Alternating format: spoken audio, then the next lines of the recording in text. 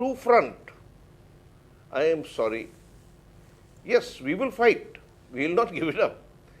But how well can we fight with a shortage of that nature? I leave it for people to just think about it. Okay. Major General Sinha Other coming exports from the public sector. Point taken. I'll just come back to you, sir. Major General K.K. Sinha. I am very sorry to say, whilst there has been many a success also, Yeah. but at times even a TOT, a transfer of technology, we cannot produce in India properly.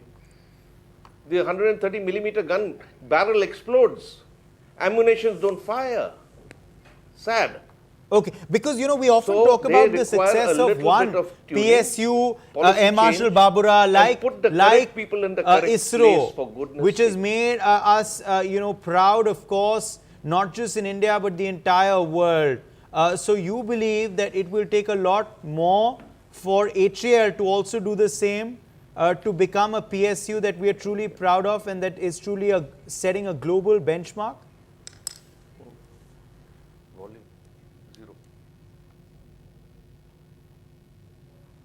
I think we've lost Air Marshal Babura, unfortunately, there. Pathikrit.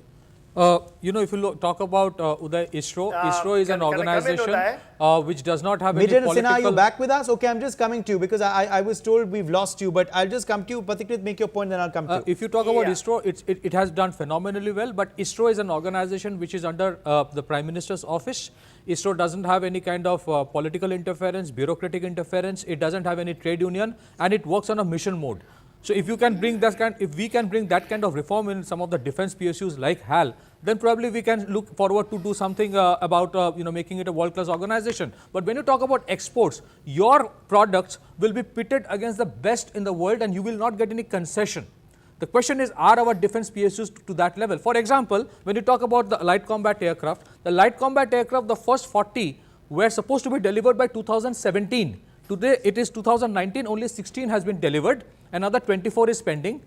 2023 is the time when HAL is supposed to start production of the Mark 1A category configuration of light combat aircraft. Going by the highest optimism that 16 they produce every year, it will take nothing less than 5 to 6 years, which means even if you talk about export of light combat aircraft, you cannot do anything before 2028-29. And if we are not even thinking about replacing the Jaguars by the LCA. The other important thing is that there has been a lot of interest which has been shown in the past by many ASEAN countries, some countries in Africa and South America on BrahMos and Akash.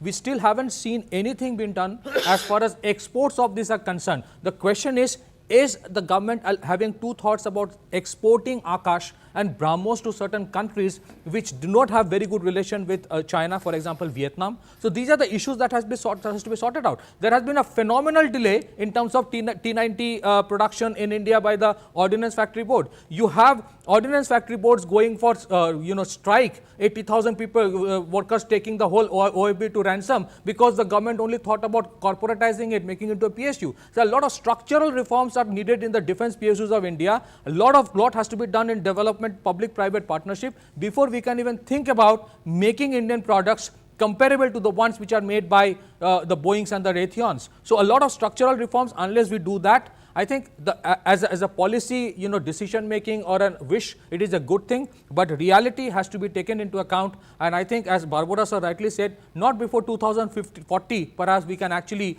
become a well-known, a reasonably good exporter while taking care of Indian requirements first. Okay, Sudesh Verma, quick point.